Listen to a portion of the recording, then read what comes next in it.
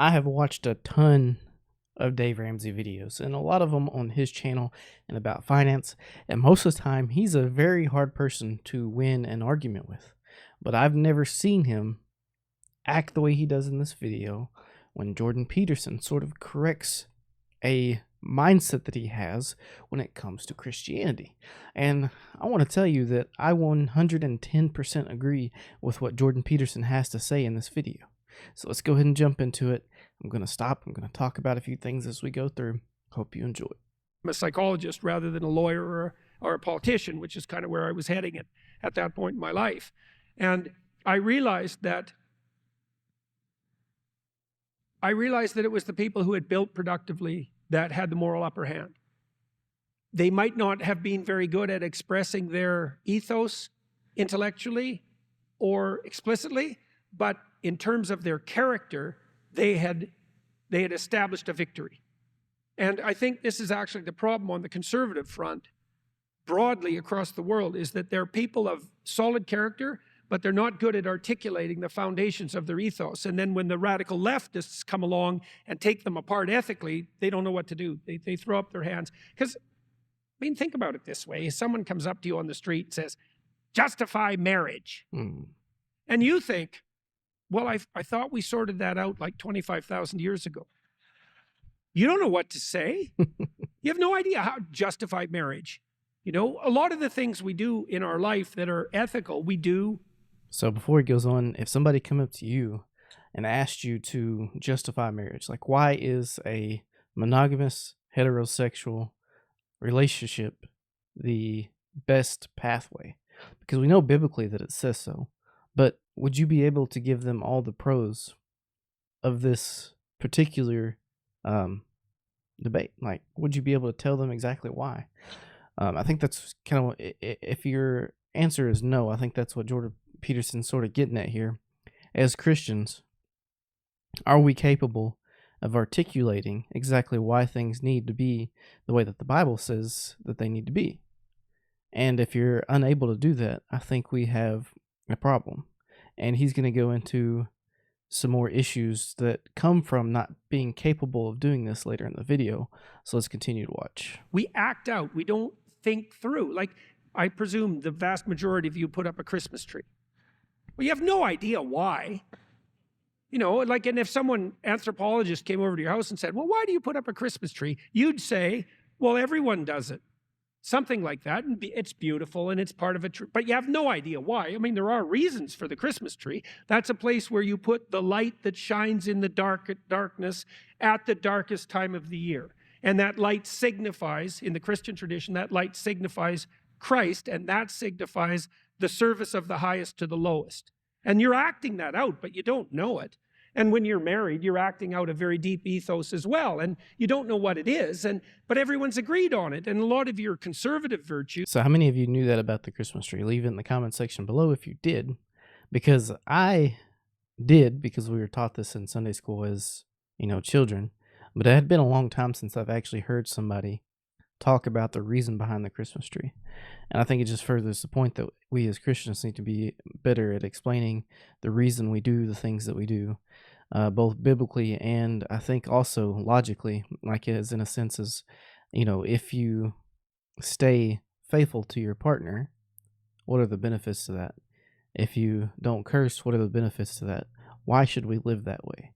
And I think is just as he's getting at here, we need to get better at that. Views are things that everybody's already agreed on.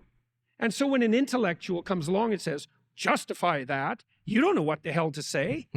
And then you can be picked apart. You know, well, isn't your ideal of marriage heterosexual, long-term, stable, child-centered couples, isn't that exclusionary? And isn't the exclusion wrong? Well, you think, well, exclusion, yeah, well, that's wrong. And, well, I don't know. And then you're guilty. And it isn't because you're wrong. It's just that you don't know how to articulate that traditional value. And, well, and that's a huge problem. That's a huge problem. But that doesn't mean you're wrong. And the same thing applies on the profit front. It's like, it's hard to articulate why that's acceptable. Also because it does seem like if you're generating profit, it's obviously the case that that can be used by you for narrow personal reasons, right? You can buy a yacht and fill it with supermodels and cocaine if you want. But people don't. And most wealthy people in the United States, by the way, are like you. They're the owners of not immense businesses, small to moderate businesses, and they're very conservative in their consumerist habits and careful in their distribution of their resources. They're not like Hollywood hedonists, or the Wall Street psychopath types. Not that all Wall Street people are psychopath types, but the kind that are parodied in movies. You're people who are very careful with your capital and you live moderately. That's also a sign of that ethos, but it's hard for conservatives to articulate that. Doesn't mean you're wrong, and it doesn't mean that you should be guilty. One of the ways you combat those kinds of things, if you don't have, number one, don't have to have an argument. You just have to be right and just keep moving. Yeah. But I don't have to defend. I don't have to enter into that conversation. Like, yeah, you're a nut, and I'm moving on. Yeah, but partly we're in a situation where... So there are a lot of people that have that mentality that I just don't have to be able to convey my ideology to the person if they disagree. And as Jordan Peterson's fixing to say, I don't really think that's the way we should be. Let's listen to Jordan Peterson's response. You probably do have to learn to articulate it, because what's happening is that central ethos, that traditional ethos, even voluntary exchange, it's under such vicious attack that if you don't learn to defend it and articulate it, it's going to be taken from you. And that probably means, I suspect that means that each of you is going to have to think to some degree about how to involve yourself in at least the local political landscape. It's like, what the school boards are doing, or maybe you don't and you should. I mean, these low-level political positions have been occupied by radical types, and the only real solution to that is to take them away and occupy them with people who have some sense. And the problem is you probably have something better to do. Yeah. But it doesn't matter, because at the moment, if you abdicate that responsibility, then the radicals are going to take it, and then they're going to take what you have. That already happened in the universities. We abdicated our responsibility as professors, and the radicals took the institutions from us. And as far as I'm concerned, they're gone. We're not getting them back. They're done. So what happened in the universities is the administration took over the faculty. The faculty retreated 3,000 steps. The administration took over the faculty, and then the DEI radicals took over the administration. So if you notice towards the end, Jordan Peterson starts to talk about a lot of the negative side of not being able to articulate your ethos, not being able to articulate why it is better to be a Christian than it is to be a pagan, essentially. If we're not capable of telling people why it's better to be this instead of this, then we're eventually going to lose all authority in our social networks and our business and the environments that matter, like schools, where our kids are being taught. If we don't become better at articulating why God's way is the better way, then what is left is going to be the way that society says it should be. And the ultimate combating mechanism to this is understanding our biblical values, understanding what happens when you don't listen to the biblical values, and being able to articulate that to somebody that's going down the wrong path.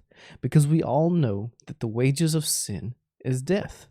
So when society begins to articulate that something sinful is the way that we need to go, we should be able to articulate what the sin eventually leads to, how it leads to it. But if we're not able to tell people that God's way is the best way, and why God's way is the best way, because we're not reading our Bible, because we're not going through fellowship with people at church, because we don't have a generation that wants to fellowship with other Christians and learn from each other's mistakes and articulate these things that we're reading in our Bible in such a way that teaches the rest of the world that, once again, God's way is the best way, then we wind up just basically going with what society says is okay. And I'm not okay with that. So I hope you got something out of this video. Thought it was very interesting that Mr. Dave Ramsey thought it was okay to just kind of not answer at all. And I can see why that's a tempting way. to answer, but it is not going to ultimately be the most fruitful for Christians to just cower back and not have a good answer for why marriage is good, why staying together in a marriage is good, why being teaching kids about God is better than teaching them about sex at 5 years old, is better. Why do we do the things that we do? We should be able to tell society that. So as always, I hope you enjoyed the video, and I hope you have a blessed day.